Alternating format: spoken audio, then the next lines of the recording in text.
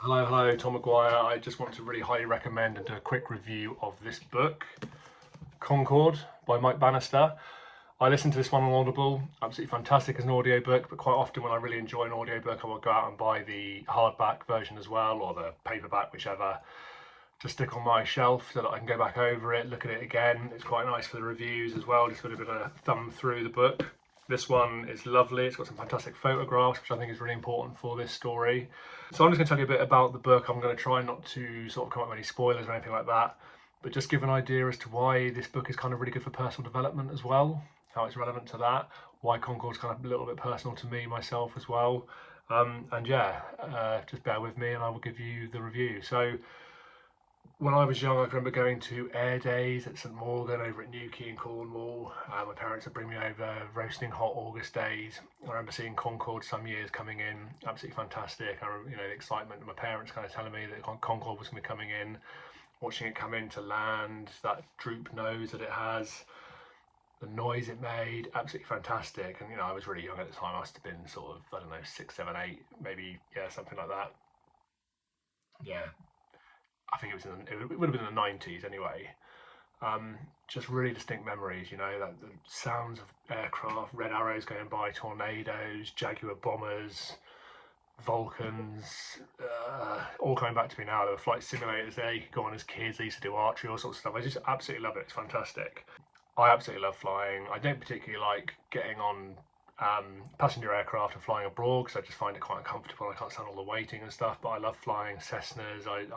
Whenever I can, I go up for a flying lesson. Unfortunately, time is really restricted, so I don't get to do very many, only sort of a handful a year really. Obviously they're expensive as well, so I have to take that into consideration with a young family and things, but absolutely love flying. It's fantastic. Concorde, fantastic story, really interesting, sad as well, because I think in some ways it feels like we've taken a step back. Well, we have taken a step back technologically, really. The fact that we can't get across to New York as quickly as we once did.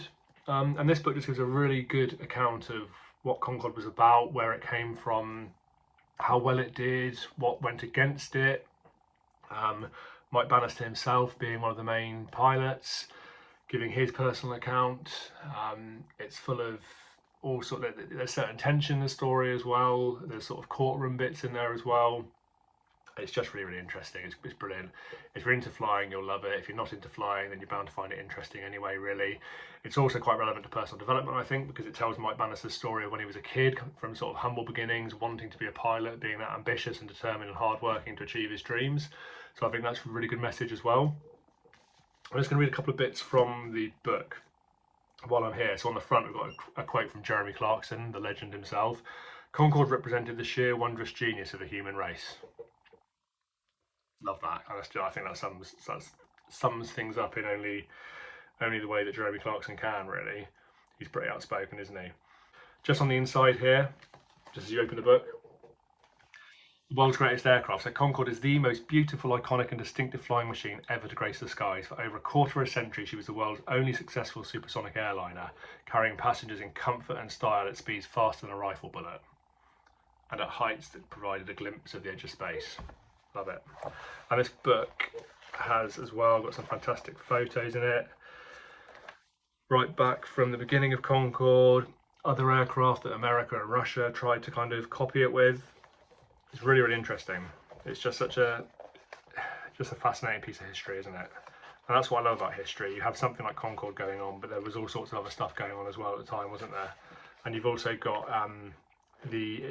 obviously a big part of the book is the Air France disaster where Concorde crashed and killed 108 people, I think it was, if I remember rightly, 112, something like that. Yeah, so, and I think that was, as I've got in front of me, yeah, it was on 25th of July 2000. Yeah, so a lot of sadness in there as well, but a lot of just kind of the reality of pushing the boundaries, I suppose. And when it comes to flying, it kind of just really highlights the importance of doing things absolutely correctly. And I think I said before in other book reviews, when I've talked about personal development, I've talked about flying because I really enjoy flying. The aircraft industry, it's not even the aircraft industry, I'm using the wrong terminology now, but you know what I mean.